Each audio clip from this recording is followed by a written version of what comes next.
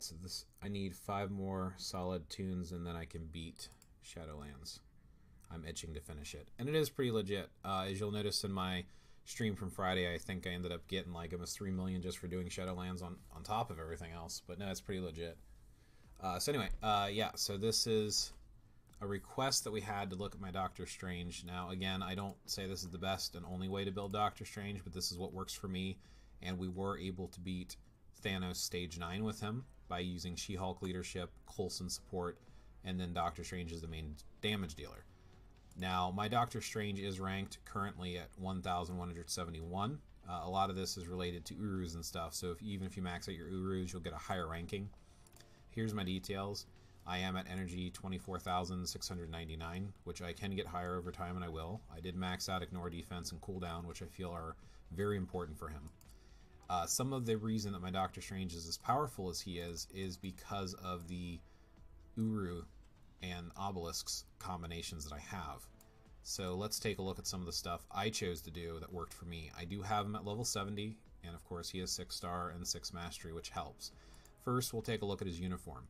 I do have a mythic Avengers Infinity War uniform on him, and I do have uniform options unlocked. I typically will buy uniforms just to unlock these bonuses. So we have a skill cooldown, 1,580 just for having Hulk, which is also at mythic. I have an energy attack, 547 for having a mythic Wong from Doctor Strange movie. I have a recovery rate of 847 for Ebony Maw. Now he's only advanced. I will continue to work on his uniform to continue to give a bonus here. My dodge, 1,703 for Spider-Man Infinity War, and another energy attack for a legendary Iron Man, which I eventually will get to mythic, and that gives me a 477 bonus. So those are some of the bonuses there from the uniform alone. You see here the overall look, 25, 25, and then all of those because this is a mythic. Now, coming here to my obelisk. This is a very rare extreme obelisk that is fantastic on Doctor Strange. First and foremost, Doctor Strange is very, very good with guard break immunity. I feel like Ignore Guard Break is a wonderful skill set to have because it doesn't interrupt his spells when he's casting them. Some of them can be a little bit on the longer side, which helps with the iframes. This guard break immunity is a must, in my opinion. Recovery rate, 68.9%. Doctor Strange's 2 heals him. If you can heal for more, you can last longer, so I felt like those 2 alone were a great combination. But to put some icing on the cake, I do have a 180% damage proc on him as well. So to have that combination there is very unique, and this obelisk really does help him shine for me. ISO 8 sets. So I had an ISO 8 set for Hawkeyes that was maxed out, everything fully awakened. I wanted to roll an overdrive, so I kept re-rolling for a second set until I got it, and I did max it out. Currently, we are looking at an all attack of 281, an all attack of 279, an energy attack of 275, an all defense of 281, all defense of 275, a critical rate of 405, a critical damage and dodge 401 and 397, and an energy attack and hit points 278 and 520. Next is of course his skills. I always max out all of his skills, that's just a personal preference. His gear. This is where I can improve him even further. He is not maxed out on everything yet. I do have everything at 25. We'll look at the Vishanti magic first. So let's go ahead and go to the Uru equipments. So we have a 25 here. We do have some Uru amplification going on with everything but 1. I do have 2 energies. I always recommend getting 8 energies or attack based upon your hero type, or I should say character type since there's villains as well. So both of these are at 82 and they're also amplified.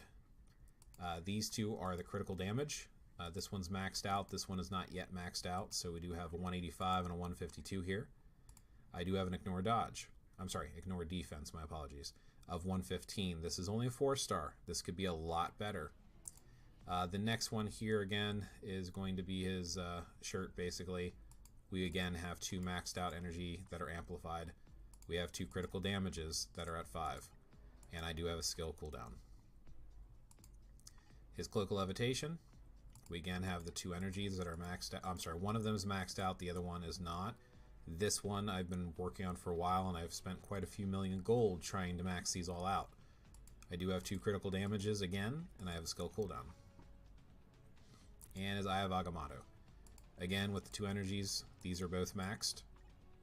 I do have a skill cooldown, and a critical damage. This critical damage is also at 4. So once I max all these out to 6 stars, he's going to be a much better Doctor Strange. But as of right now, he is able to clear, like I said, clear the Thanos Stage 9 World Boss Ultimate with She-Hulk leadership and Coulson.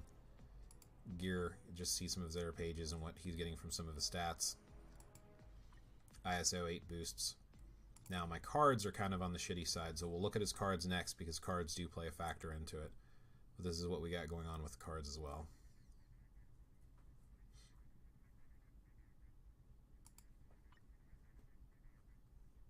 So that is at least what I'm doing with my Doctor Strange. That's why yeah. He's my favorite character. I've been reading his comics since I was a kid. I mean, his comics came out before I was born, thanks to Steve Ditko.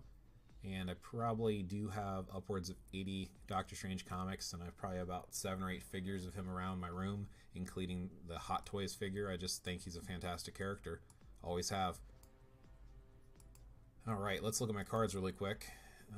This is what I have currently going on.